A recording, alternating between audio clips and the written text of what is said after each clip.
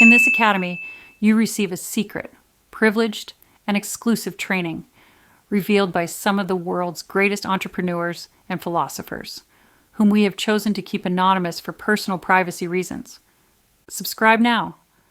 Learn the secrets of global leaders and skyrocket your earnings.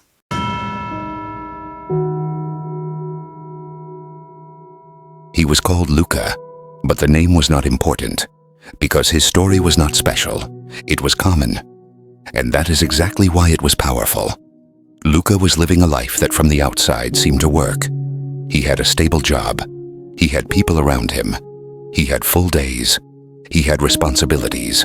Nothing essential was missing. And yet something was missing. Every morning he woke up to the alarm ringing at the same time, the same gesture to turn it off, the same bathroom, the same coffee, the same mirror.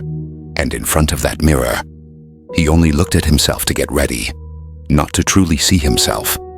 He kept going. He did what had to be done. He replied to messages. He kept his commitments. He was reliable. He was present. He was fine. But inside, slowly something had faded. Not suddenly. Not with pain. With silence.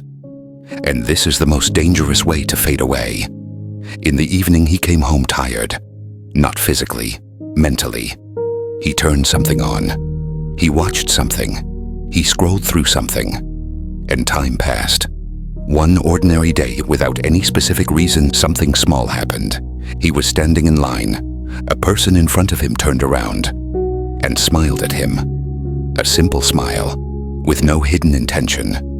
Luca smiled back, and for an instant he felt a sensation he had not felt in a long time. Presence.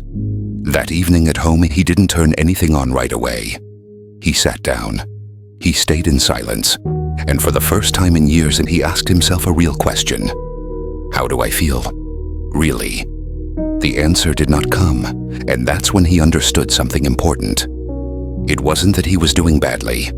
It was that he was no longer listening to himself. In the days that followed, he began to observe, not to judge himself, to understand. He walked more.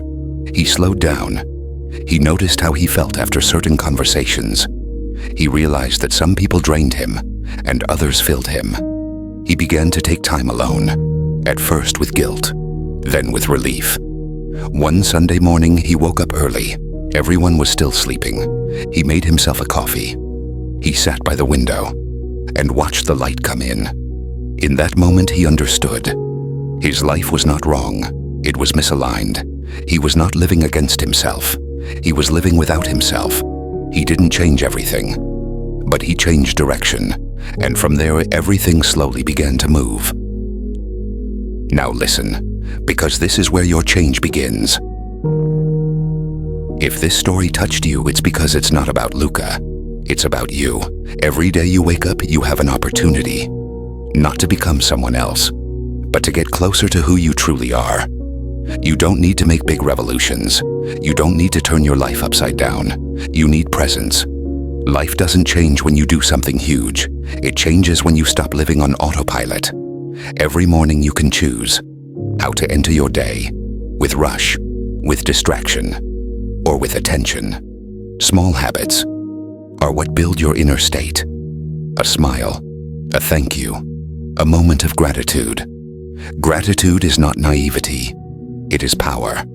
When you are grateful, the way you feel changes. And when the way you feel changes, the way you live changes. You don't need to be rich. You don't need to be famous. You don't need to be perfect. You need to be present. Very often you are so focused on the outer world that you forget your inner world. You work. You communicate. You produce.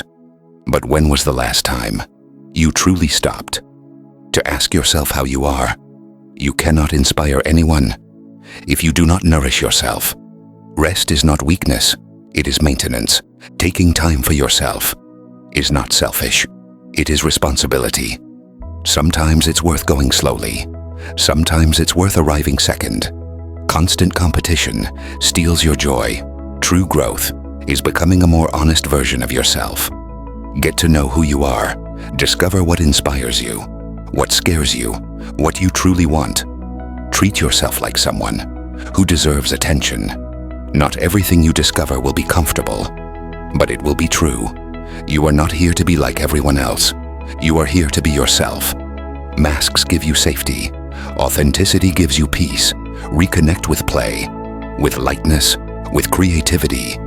Not everything has to be useful. Some things only need to make you feel good. Motivation does not come from outside. It comes from how you live your days. Big changes are made of small, consistent actions. You will make mistakes, and that's okay. Mistakes are not a sign that you are incapable. They are a sign that you are growing. The people around you are a huge source of energy. Give attention. You will receive connection. Gratitude heals. Every day you can choose to see only what is missing, or also what is already there. To change your life, you must do something different than usual. Even something small. Today, do one single thing that makes you feel alive. Tomorrow, do another. Don't ask too much of yourself. Don't chase perfection. It is small actions repeated over time that transform a life. You don't need to change everything. You need to start living with truth, and from there, everything else will follow. If you stop for a moment to think about it, you will realize that most of your days are not decided by you.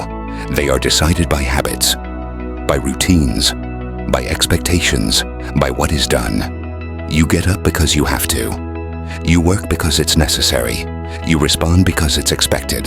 And slowly, you begin to live more by reaction than by choice. This does not make you weak. It makes you human. But if you continue like this for too long, you begin to lose contact with what you truly feel. And when you lose contact with yourself, life becomes loud, but empty. Change does not begin when you are desperate. It begins when you are tired of not feeling anymore. When you understand that continuing like this is no longer sustainable, not because you are collapsing, but because you are growing. Growing is not always enthusiasm. Often it is silent discomfort.